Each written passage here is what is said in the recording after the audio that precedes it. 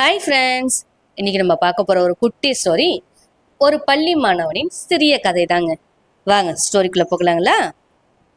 ஒரு பள்ளியில் ராஜா என்ற மாணவன் இருந்தான்.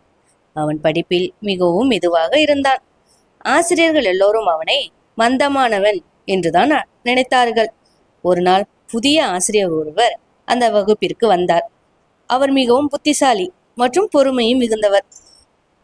ராஜா எப்போதும் பாடம் புரியாமல் அமைதியாக உட்கார்ந்திருப்பான்.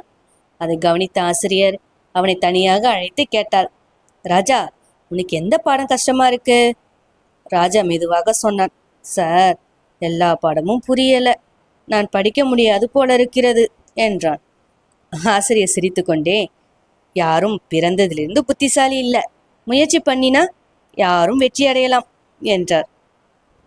அந்த நாள் முதல் ஆசிரியர் ராஜாவுக்கு தனியாக எளிமையாக பாடம் கற்றுக் கொடுக்க ஆரம்பித்தார். கடினமான விஷயங்களை சின்ன சின்ன உதாரணங்களாக சொல்லிக் கொடுத்தார். மெல்ல மெல்ல ராஜாவுக்கு புரிய ஆரம்பித்தது. அவன் நம்பிக்கை அதிகரித்தது. தினமும் சிறிது நேரம் கூடுதல் பயிற்சி செய்தான்.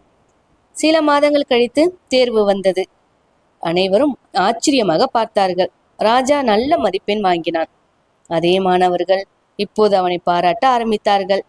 ஆசிரியர் சிரித்து சொன்னார், புத்தி மட்டும் போதாது, முயற்சி இருந்தா எந்த மாணவரும் வெற்றி பெறலாம். ஃப்ரெண்ட்ஸ், முயற்சியும் நல்ல வழிகாட்டுதலும் இருந்தால் வெற்றி நிச்சயம். ஃப்ரெண்ட்ஸ், நீங்க ஸ்கூல் படிக்கக்குள்ள உங்களுக்கு பிடிச்ச சப்ஜெக்ட் எதுன்னு சொல்லி கமெண்ட் பண்ணுங்க. இது போன்ற கதைகளை கேட்கவும் பார்க்கவும் குருலட்சுமி சேனலை சப்ஸ்கிரைப் பண்ணுங்க. சப்ஸ்கிரைப் பண்ண அனைவருக்கும் மனமார்ந்த நன்றி. தேங்க்யூ. பாய்.